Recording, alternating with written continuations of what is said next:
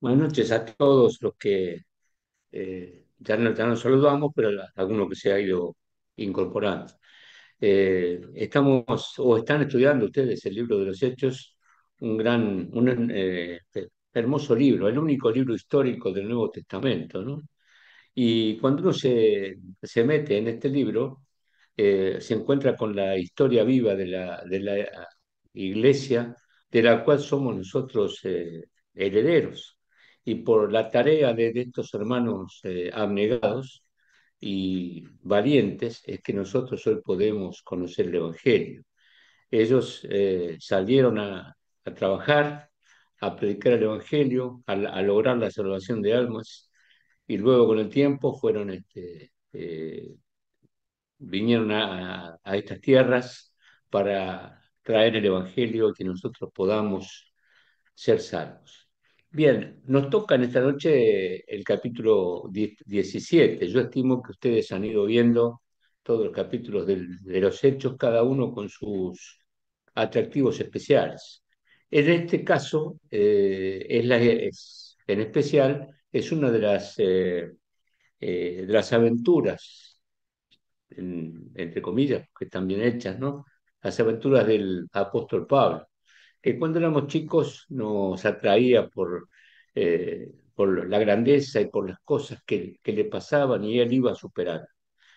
Pablo salió en este segundo viaje misionero desde Jerusalén hacia el norte, fue a Antioquía, la iglesia madre de todas las misiones, y así salió cruzando todo el Asia Menor, lo que es hoy Turquía, hasta llegar al puerto de Troas, ¿cierto? Ahí nos dice su palabra claramente. Y allí en el puerto de Troas es a donde se produce el inicio de lo que nosotros hoy podemos disfrutar como creyentes, como hijos de Dios. Esa visión nocturna que tuvo el apóstol cuando un varón macedonio le dice, pasa a Macedonia y ayúdanos. Pablo no se negó para nada a esa circunstancia y él y sus amigos, Lucas y Silas, se tomaron un barco, se embarcaron, pasaron por Samotracia, la isla, cruzaron y fueron a parar a Neápolis, que es el puerto de Filipos. Y allí iniciaron la primera aventura en Europa del Evangelio, que luego con el tiempo llegó hasta España, Pablo, ¿cierto? Como dice su palabra. Pero esa fue la primera vez que pisaba Europa. Filipos, ya lo han visto seguramente en el capítulo anterior, era una ciudad importante que estaba sobre la vía Ignacia, que es una ruta que había hecho el Imperio Romano que conectaba a Roma con las provincias del Oriente. Luego de sucedido los problemas en Filipos, se acuerdan del carcelero y todo eso que ustedes ya estudiaron. Eh, Salen de allí, luego de la casa de Lidia, y van hacia el sur. Dice allí, hacia Anfípolis y a Polonia, que son dos ciudades en camino a Tesalónica. Y llegan a Tesalónica, ese lugar también importante, un puerto que aún subsiste en nuestro tiempo, hoy se llama Salónica, y es un puerto importante allí del mar Egeo, ¿cierto? Allí empieza Pablo su aventura europea en esa zona y hace lo mismo que hizo en todas las ciudades que visitó. ¿Qué es lo primero que hace? Buscar la sinagoga y se mete en la sinagoga y entra allí. ¿Y qué hace en la sinagoga? Por 3 días de reposo, dice allí, ¿cierto? Predica el Evangelio con la palabra en la mano, con la Biblia, con la palabra que tenía en ese tiempo, no la Biblia completa, por supuesto, hablando del Mesías, hablando de la salvación por medio de la sangre de Cristo, hablando de la resurrección. Y esto provoca que los judíos que estaban allí se enfurecieron. ¿Quién es este tipo loco que nos viene a cambiar la historia, ¿cierto? Deberíamos leer todo el capítulo, pero no sé si ustedes ya lo han leído o prefieren que lo leamos todos juntos o lo leen después en casa, porque si no se va a hacer muy tedioso y muy largo, ¿cierto? Pero Eh, Pablo, con la valentía que lo caracterizaba, se mete en la sinagoga a discutir con los judíos por 3 días de reposo, dice allí, 3 sábados, o sea, fueron 3 semanas completas que Pablo estuvo todos los días haciendo esa tarea. Ustedes o veamos que cada vez que Pablo llegaba a una ciudad, lo primero que hacía es entrar en la sinagoga, y en todos los casos pasaba lo mismo. Predicaba el Evangelio, anunciaba a Cristo, eh, anunciaba lo que él entendía o lo que él había venido a decir, hasta lograr que los judíos lo echaran. Siempre fue igual, ¿cierto? Hasta que lo echaran. Y allí se armó un gran revuelo en Tesalónica, ¿cierto? Como dice la palabra de Dios, allí en el capítulo 17, que lo podemos o lo pueden leer.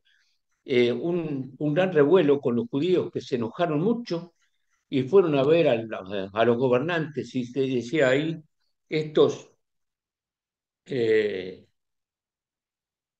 verso 6, pero no hallándolos, trajeron versos 5. Entonces los judíos que no creían, teniendo celos, tomaron consigo algunos ociosos, hombres malos, y juntando una turba alborotaron la ciudad y asaltando la casa de Jasón procuraban sacarlos del pueblo. Pero no hallándolos, trajeron a Jasón y a algunos hermanos ante las autoridades de la ciudad, gritando, estos que trastornan el mundo entero también han venido acá, los cuales Jasón ha recibido, y todos estos contravienen los decretos de César diciendo que hay otro rey, Jesús. Y alborotaron al pueblo y las autoridades de la ciudad oyendo estas cosas. Pero obtenía fianza de Jasón y de los demás lo soltaron. Evidentemente, poderoso caballero con dinero aún en esa época, ¿no? eh, Le cobraron plata a Jasón y lo soltaron. Inmediatamente, dicen los hermanos de Tesalónica, enviaron de noche a Pablo y a Silas hasta Berea, que era una ciudad un poco más al sur y un poco más acomodada que Tesalónica. Tesalónica era un puerto, con lo cual suponemos que, como es hoy día, un puerto comercial lleno de gente, de todo tipo de gentes, gente de trabajo, gente adinerada, gente de comercio, y Berea tal vez hubiese sido, sería una ciudad un poco más acomodada donde estaban los empresarios. ¿Qué hizo Pablo cuando llegó? Lo primero que hizo fue ir a la sinagoga. Siempre he empezado por ahí, a la sinagoga de los judíos. Y estos, dice allí en el versículo 11, eran más nobles que los de Tesalónica. Y recibieron la palabra con toda solicitud, escudriñando cada día las escrituras para ver si estas cosas eran así. Así que creyeron muchos de ellos, y mujeres griegas de distinción, y no pocos hombres. Pero cuando los que lo habían echado de Tesalónica se dieron cuenta de lo que estaba pasando, también fueron a Berea y le dijeron, muchachos, estos también están abortando a las multitudes allí, ya los echamos nosotros, tienen que echarlo ustedes. Pero dice allí el verso 14, inmediatamente los hermanos enviaron a Pablo a que fuese hacia el mar, y Silas y Timoteo se quedaron allí. Y los que se habían encargado de conducir a Pablo les llevaron a Atenas, y habiendo recibido orden para Silas y Timoteo de que viniesen a él lo más pronto posible, salieron. Lo mandaron a Pablo hacia el sur. Y ahí arranca una de las pasajes más atractivos, más conocidos y más interesantes de todo la vida de Pablo, ¿cierto? Cuando estaba Pablo en la ciudad de Atenas. El relato de Pablo en Atenas describe su reacción a ver la ciudad llena de ídolos y su confrontación con la cultura griega a través de la predicación del Evangelio. Pablo llega solo a Atenas, solo. Y nos imaginamos a un Pablo caminando por la ciudad, ¿cierto? Y mirando esa ciudad grande, llena de cultura y llena de ídolos también. Pero imaginemos lo que era Atenas en esa época. Roma era la capital del imperio, los romanos habían dominado todo el mundo conocido de la época, pero a Atenas la habían respetado. No eran subordinados, lo habían considerado aliados.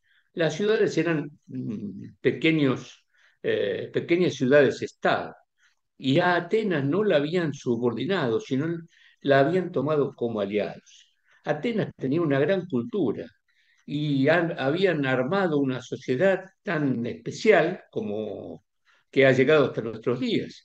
Ellos inventaron la democracia. Los habitantes de Atenas votaban a sus gobernantes, como el día de hoy, ¿cierto? Pero eran hombres y mujeres muy cultos y dispuestos a aprender todo lo que pudieran para ir mejorando su cultura y su reacción. Ahí lo podemos ver con los ojos de nuestra mente, ¿cierto? A Pablo caminando por Atenas, solo, ¿no? Buscando tal vez la sinagoga, porque él buscaba a dónde empezar. Y ve la ciudad, dice, entregada a la idolatría, con muchos monumentos o altares en las diferentes partes de la ciudad. Nos imaginamos la Acrópolis, ¿no? Que yo no la conozco hoy día, solamente por videos o por fotos. Ahora está destruida, pero en ese momento la Acrópolis estaría en su mejor momento, ¿cierto? Todo cuidado, todo puesto en su lugar, todo acomodado, pero lleno de ídolos y con una cultura preparada para adorar cualquier ídolo que se les presentara, aun aquellos que eran no conocidos. El apóstol Pablo se indignó por la idolatría, pero también notó el deseo de estas personas por aprender, por la sabiduría y por la religión. Hechos 17:16 dice, mientras Pablo los esperaba en Atenas, a los que habían quedado allí en Berea, su espíritu se enardecía viendo la ciudad entregada a la idolatría. Pablo se siente muy afligido por una ciudad, como decíamos, con altares por todos lados, con ídolos por todos lados. Verso 17, así que discutía en la sinagoga, ya la había encontrado, con los judíos y piadosos, y en la plaza cada día con los que concurría. Discute con los judíos, con los que adoran a Dios, y en la plaza, como dice allí, con las personas que se encuentran, con cualquiera, ¿cierto? El asunto era hablar de lo que él traía en su corazón, hablar de la extensión del Evangelio, lograr que almas se convirtieran.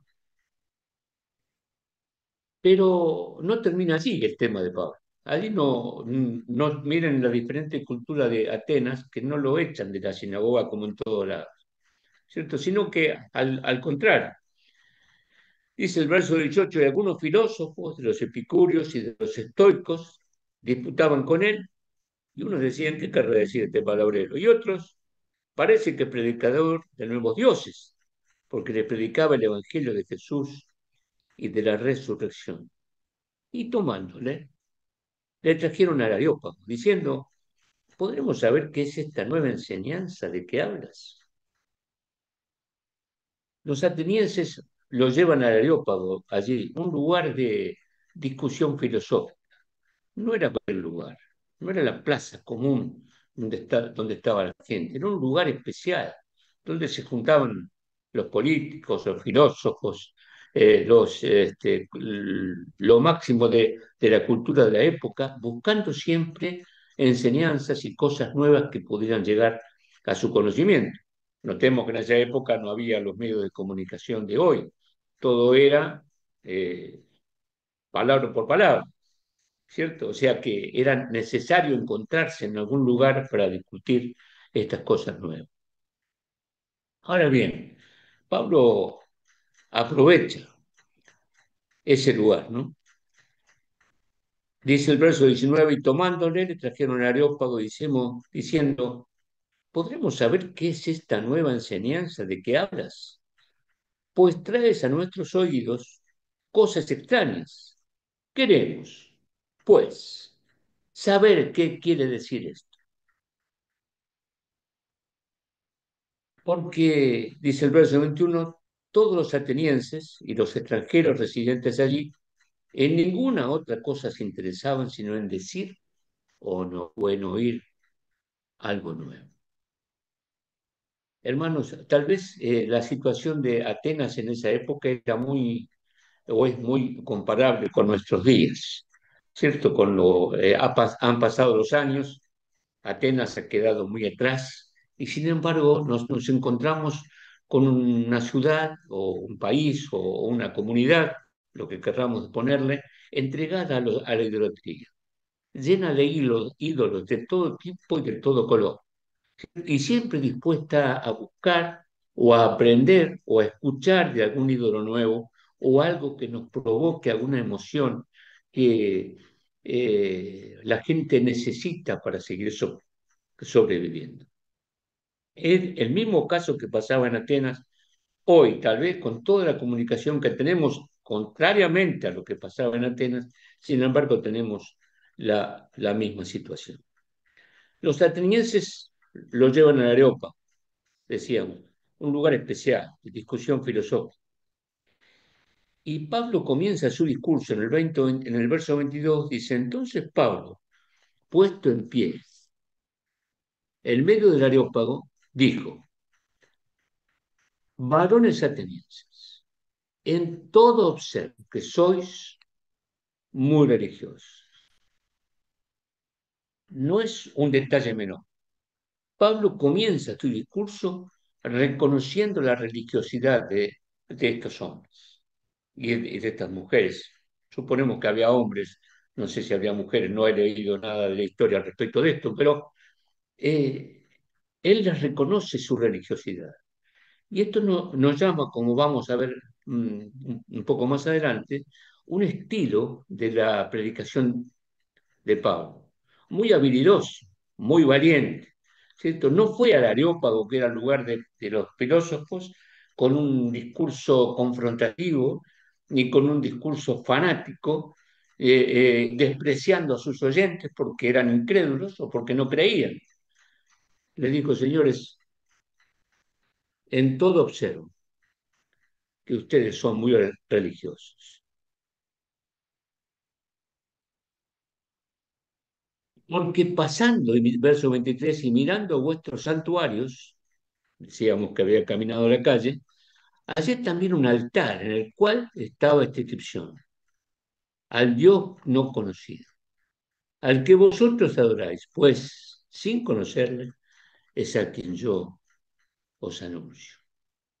Qué manera tan agradable de escuchar, ¿cierto? De un hombre eh, como Pablo, muy hábil, muy pícaro, muy valiente, conocedor de sus oyentes. Pablo era judío y ciudadano romano y tenía una cultura muy especial. Y sabe o supo reconocer en sus oyentes alguna manera de llegarles al corazón, aprovechando las circunstancias que él encontró en la calle y aprovechándose de su cultura y de su conocimiento. El mensaje de Pablo, Hechos 17, vamos, 24, 25. El Dios que hizo el mundo y todas las cosas que en él hay, siendo Señor del cielo y de la tierra, no habita en templos hechos por manos humanas. Miren qué lindo lo que decía Pablo, ¿eh? Estaba allí con el Areópago a la vista, seguramente, en todo su esplendor. Y le dice claramente allí en ese verso, el Dios que hizo el mundo y todas las cosas que en él hay, siendo Señor del cielo y de la tierra, no habita en templos hechos por manos humanas. Le tocó y le pegó en el corazón a estos hombres que estaban allí, casi sin gritar, sin despreciar, ¿cierto? Y dice, ni es honrado por manos de hombres. hablaba de los altares que habían hecho, ¿no? Como si necesitase de algo, pues Él es quien da a todos vida y aliento y todas las cosas. Presenta un Dios que hizo el mundo y no necesita ser adorados en templos ni con manos humanas. Queridos, a través de nuestra vida hemos visto y vemos todavía que los hombres y las mujeres necesitan edificar templos fastuosos para lograr, queriendo lograr el favor de Dios. No vayamos muy atrás, ¿cierto? Estos días estuvo allí el presidente invitado en un templo evangélico en el norte del país, en el Chaco, en Resistencia, y hablaban del templo más grande de la Argentina, con un gran orgullo. Y a lo mejor lo es, pero Dios no habita en templos hechos por manos humanas, habita en el corazón de las personas.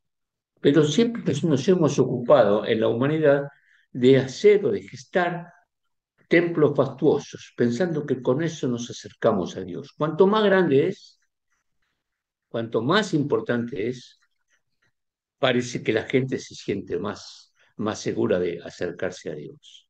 Estando hace 5 o 6 años atrás, que tuve la oportunidad de estar en Roma, fuimos a la Basílica de San Pedro y había allí un montón de turistas y con el grupo que fuimos, era un grupo de turismo y entramos a la basílica y vemos esa fastuosidad allí, ¿no? Y un hombre que iba conmigo, después me arrepentí de lo que dije, pero un hombre que iba conmigo me dice, eh, qué bárbaro, ¿eh? Qué grandioso, cuánto oro hay acá. Y a mí me salió adentro y le dije, sí, esta es la obra de la gran ramera que se bebió la sangre de los creyentes, de los hijos de Dios. El tipo me miraba con unos ojos grandes como huevos, ¿viste? No sabía qué decirme, pero bueno, quedó allí, no le dije más nada y seguimos nuestro camino y escuchando las explicaciones que nos daban. Pero esa fastuosidad es tal vez la que nos provoca, como a Pablo, en Atenas, decirle esto a los hombres que estaban allí. Dios no habita en lugares especiales. Dios no habita en templos hechos por manos humanas. Y esto nos debería ayudar a nosotros a anunciar el Evangelio a aquellos que nos quieran escuchar eh, de esta manera, ¿cierto? Dios no habita en templos fastuosos, Dios habita en el corazón de las personas, en los seres humanos, no importa dónde estén, si es una habitación, si es un salón más grande, ¿cierto? Pero habita en las personas. La iglesia está formada por seres humanos, salvos, redimidos por la sangre de Cristo. Verso 26. Declara que Dios hizo a todos los hombres de una sangre y que busca a sus hijos. Eso es lo que decíamos recién, ¿no? Y de una sangre, verso 26, ha hecho todo el linaje de los hombres para que habiten sobre toda la faz de la tierra y les ha prefijado el orden de los tiempos y los límites de su habitación, para que busquen a Dios, si en alguna manera, palpando, puedan hallarla, aunque ciertamente no está lejos de cada uno de nosotros. Declara claramente que Dios hizo a todos los hombres de una sola sangre y que busca a sus hijos que se han apartado. Dios creó al hombre y a la mujer en plena libertad. Y esa libertad nunca la pisó, nunca renunció a esa libertad con lo cual creó al hombre. El hombre es libre y la mujer de aceptar o no a Cristo, de aceptar o no la verdad de Dios. Y Pablo le está diciendo eso, que busca a sus hijos. Es el Dios que busca a sus hijos, porque hizo a todos los hombres. Pero miren la habilidad de Pablo, el verso 28. Porque en él vivimos y nos movemos, y somos, como algunos de vuestros propios poetas también han dicho, porque linaje suyo somos. Cita a poetas griegos para ilustrar la relación del hombre con Dios. Pablo es un hombre admirable, ¿no? Porque era muy hábil, muy hábil. Con lo cual a veces nosotros no tenemos de ninguna manera esa habilidad de poder hablarle a estos hombres en el idioma que ellos querían escuchar, mencionándole los poetas y los pensadores griegos que ellos estaban acostumbrados a escuchar para entrarle por allí con el Evangelio. Hermanos, ¿qué necesidad tenemos a veces de conocer a nuestros interlocutores para poder hablarle de la manera que quieran escuchar, como Pablo lo hizo? Yo me acuerdo de algunos casos, ¿no? De hermanos fieles que a lo mejor en su mejor intención predican el Evangelio a toda hora. Y está bien que sea a toda hora y a toda criatura, Dios nos manda que sea así. Pero en algunos casos me he encontrado con personas que dicen, mira, no quiero hablar con tu amigo porque no se puede hablar de otra cosa más que del Evangelio. No entiende nada, está cerrado y no quiero hablar con él. Lo he escuchado. Hermanos, Pablo nos enseña a ser hábiles y pícaros, ¿no? Hablando en el idioma o en el lenguaje que estos hombres estaban acostumbrados a escuchar. Cita a poetas griegos para ilustrar su relación del hombre con Dios. Pero habla más. El verso 30 dice, pero Dios, habiendo pasado por alto los tiempos de esta ignorancia, ahora manda a todos los hombres en todo lugar que se arrepientan. Ahí le dio con el padre. ¿Eh? Primero le mencionó a los poetas griegos, le mencionó toda su cultura, los trató como seres especiales. Ahora manda a todos los hombres en todo lugar que se arrepienta, por cuanto ha establecido un día en el cual juzgará al mundo con justicia, por aquel varón a quien designó, dando fe a todos con haber levantados de los muertos.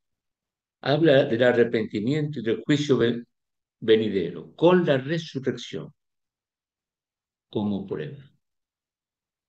Ahora, ¿qué pasa con ese discurso maravilloso? ¿No? Uno lee estos discursos de Pablo y son extraordinarios, ¿no? Pero ¿qué sucede con ellos? Algunos se burlan, otros prometen escuchar de nuevo y otros creen. No había conversiones masivas en lo de Pablo. Iba persona por persona. Y dice el verso 34 que más algunos creyeron juntándose con él, entre los cuales estaba Dionisio el Areopagita, o sea, el que administraba el lugar, una mujer llamada Damaris y otros con ellos. El discurso en el Areópago marca un punto de inflexión en la misión de Pablo, ¿cierto? Es una mezcla de éxito y de rechazo. El gran Pablo no tenía la respuesta que nosotros pudiésemos pensar, que era un éxito maravilloso, ¿no? Un éxito grande. Todos pensamos, valoramos los éxitos con la cantidad de gente que nos sigue, especialmente los artistas, ¿no? Con los cantantes, con la cantidad de gente que ponen adentro de un estadio, pero no con la calidad de lo que dice. Todos esperamos tal vez que Pablo tuviese aquí un éxito maravilloso. Si hubiésemos escrito nosotros esta historia, o hubiésemos escrito, con todo respeto, la palabra, hubiésemos puesto un hombre maravilloso, que juntaba gente, que no se le escapaba a nadie, y que ese día se habían convertido un montón de gente, pero no fue así. Atenas estaba llena de ídolos, pero también mostraba el deseo de búsqueda espiritual, representada por el altar al Dios no conocido. Hermano, no es quizá eh, un dibujo de nuestra sociedad de hoy, La necesidad de una búsqueda espiritual, pero una sociedad llena de ídolos que no llevan a ninguna parte. La necesidad espiritual está intrínseca en el corazón del hombre, porque vino cuando Dios sopló el aliento de vida en nuestro corazón, en nuestra nariz, como allí en el principio. Cuando sopló el aliento de vida, inculcó la necesidad espiritual. No es un invento de los hombres, forma parte de nuestra vida, de nuestra alma y de nuestro ser interno. Por eso la gente busca a Dios, pero lo busca por lugares equivocados, ¿cierto? Lo busca cuando está enfermo, lo busca cuando tiene necesidades, lo busca cuando tiene problemas, ¿cierto? En esos momentos, pero no lo busca como debe buscarlo. ¿No? Hoy día, a veces pienso, ¿no? Cuando estamos predicando el Evangelio, mucha gente espera y viene con necesidades. Oren por mí, oren por aquello, oren por mi mamá, por mi hijo. Lo escuchamos todos los domingos, ¿no? En alguna persona que viene o que manda a decir a otros, ustedes que van a la iglesia, oren por mi mamá que está enferma, o por cualquiera. Es como tal vez una representación del Dios no conocido, ¿no? Ustedes que van a la iglesia, ustedes que oran, oren por mí. Yo no voy a ir, pero no importa, porque sé que ustedes tal vez pueden lograr que Dios los escuche y me haga el favor de sanar. Hermanos, es tal vez el altar a Dios no conocido. Pueblo adapta su mensaje a la cultura ateniense. Este es otro gran valor de la predicación de Pablo, ¿no? Él adapta su mensaje a la cultura ateniense, usando citas de poetas y reconociendo su búsqueda de la verdad. Hermanos, ¿cómo nos enseña esto a todos nosotros, no? No a todas las personas se les puede hablar de la misma manera. A cada uno de acuerdo a su cultura y a lo que quiere escuchar, ¿no? A lo que necesita escuchar. Al que está allí en el final o en su gran problema de necesidad física o espiritual, debemos hablarle de una manera y al otro que parece que tiene todo también debemos predicarle, pero de otra manera, adaptando el mensaje a la cultura ateniense, como hizo Pablo. La resurrección del Señor Jesús fue un punto claro de controversia y rechazo, pero también motivo de fe para otros. Hoy tal vez es un punto que debemos tener en cuenta, ¿no? Se predica el Evangelio y es poco a veces lo que se habla de la resurrección o lo que podemos explicar sobre la resurrección de Cristo. Y es el mismo motivo que le pasaba en Atenas, ¿cierto? Les costaba escuchar eso, porque no podían entender que el Señor Jesús pagó el precio y resucitó de los muertos. Pero para algunos fue motivo de fe. Aunque el discurso de Pablo en el Areópago no fue un éxito rotundo, marcó la conversión de algunos y dejó la semilla para el futuro en la obra del Señor en Europa, que hoy nos llega hasta nosotros. Tal vez Pablo, cuando estaba caminando allí por Atenas, estaba pensando qué hacer con Macedonia, qué hacer con Filipos, qué hacer con Corinto, que estaba más al sur y que después fue, ¿cierto? Y pensaba en esa ciudad llena de ídolos, cómo hacer para predicar el Evangelio. Pero el relato destaca la importancia de predicar el Evangelio en diversos contextos, de acuerdo, como decíamos, con la necesidad de cada uno. Incluso en aquellos lugares donde se practica la idolatría. Hermanos, en este tiempo tenemos esa dificultad, ¿cierto? Hay una idolatría generalizada y el Señor nos llama a predicar el Evangelio en todos los ambientes, incluso en aquellos, como le pasó a Pablo, donde se practica la idolatría, porque el hombre y la mujer tienen necesidad de una palabra espiritual, aunque digan lo contrario, aunque piensen lo contrario. He escuchado por ahí en televisión alguno que otro que dice, yo no creo en Dios, no, para mí se acaba todo, muero y se termina.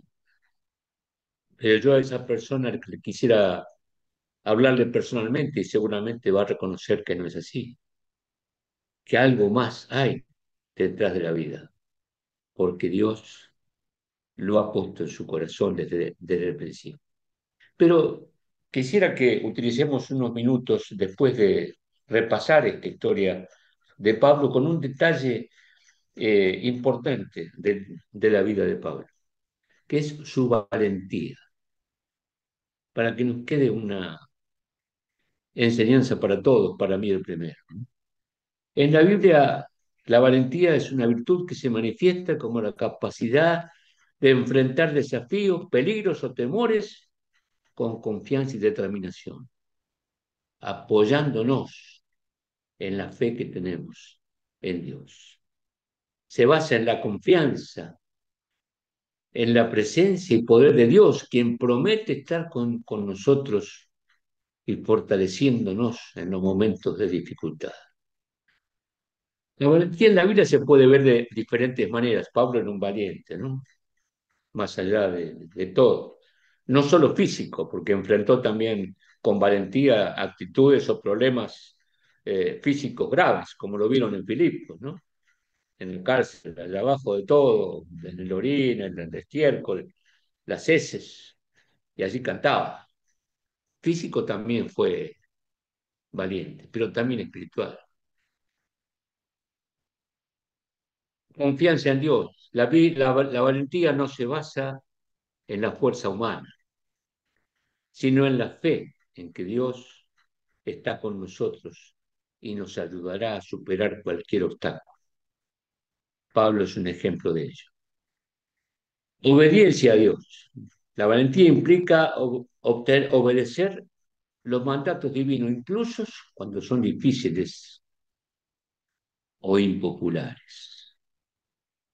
Obedecer. La obediencia a Dios es la base de nuestra fe. Mi hermano querido, y yo el primero, ¿cuántas veces hemos desobedecido lo que Dios nos manda, ¿no? Nos hemos agrandado nosotros mismos, pensando que podemos hacer todas las cosas, que podemos desobedecer lo que Dios nos manda. La valentía implica dar pasos de fe, incluso cuando no se tienen todas las respuestas, confiando en que Dios guiará el camino. Tenemos historias bíblicas de hombres de fe y tenemos historias contemporáneas, Señor, de hombres de fe, en nuestro país inclusive. Hombres y mujeres que han salido a hacer la tarea y han confiado en Dios, dando los pasos cuando no se tenían todas las respuestas, pero confiando en que Dios les iba a guiar. Pablo hacía esto. No temía el peligro. Pablo era un hombre de fe, ¿no es cierto? Un hombre valiente, pero no tenía miedo a nada, ni a nadie. Él mismo lo dice, ¿no? Me bajaron en una canasta. Todo lo peor que le pudo haber pasado a un hombre le pasó a Pablo. La valentía implica no dejarse paralizar por el miedo, sino enfrentar las situaciones difíciles con determinación y con esperanza, tomados de la mano de Dios. Ese es el ejemplo que nos deja Pablo. Ahora, veamos rápidamente ejemplos de valientes en la Biblia, ¿no? Para recordar un poquito nada más. Josué, ¿quién se acuerda de Josué, no? Dios animó a Josué a ser valiente para liderar a los israelitas, para llevarlos a la tierra prometida. Dice ahí en el capítulo 1, esfuérzate y sé valiente. Mira que te digo que te esfuerces y que seas valiente, pero que te esfuerces, ¿eh? La valentía es producto del esfuerzo cotidiano, del esfuerzo de cada uno, del esfuerzo que necesitamos para seguir adelante, aún también en la vida espiritual. ¿Cierto? Cuando uno habla de valientes, habla de superhéroes, ¿no? Que hicieron cosas importantes exponiendo su físico, pero la valentía también es salir a la calle todos los días, tomados de la mano de Dios y haciendo las cosas que el Señor nos manda. David, otro valiente, ¿no? Demostró su valentía a enfrentarse con Goliat, confiando solo en la ayuda de Dios. Un pequeño chico con una piedrita y una gomera, ¿no? Y remoleando esa gomera, enfrentando a un gigante que le decía, ¿y vos quién sos? ¿Te vas a enfrentar conmigo, chiquitín? Y le revolvió la piedra y lo mató, tomado de la mano de Dios. Moisés, ¿qué podemos decir del gran hombre Moisés? Enfrentó al faraón para liberar a su pueblo de la esclavitud. Faraón no era cualquiera, mis hermanos, ¿no? Era el hombre más importante de la época. Mientras estudiaba este tema me lo relacionaba con lo que pasó, salvando la distancia, nada que ver, pero con la disposición que hizo ahora el presidente Trump de echar a todos los inmigrantes, algunos ilegales y otros por diferentes causas, pero muchos serán delincuentes, obviamente, y habrá mucha gente honesta también. ¿Y qué pasa si, comparándolo con Moisés, si esos hombres y mujeres liderados por alguien un día dice, mira, nos vamos todos, ¿eh? Nos vamos todos a casa, nos vamos, no queremos estar más acá. Y el pueblo norteamericano se quedaría sin servicios, porque la mayoría de la gente, inmigrantes que han ido a ocupar lugares de servicio. Era un tema parecido a lo que le pasó a Moisés, ¿no? Faraón era el hombre más poderoso del mundo. Y Dios le mandó que se ponga al frente del pueblo y lo saque de allí. Y se puso en las manos de Dios, con errores, con dificultades, con problemas, con dificultades grandes que arruinarían o achicarían a cualquiera. Pero Moisés se tomó de la mano de Dios y cruzó el Jordán y cruzó el Mar Rojo, ¿cierto? Cuando veía que se venía el ejército, el Señor le dijo, vamos a cruzar. Y cruzaron el seco. Pero el máximo modelo de valentía, mis hermanos, es el Señor Jesús. Mostró su máxima valentía al sacrificarse por la humanidad, mostrando amor y perdón.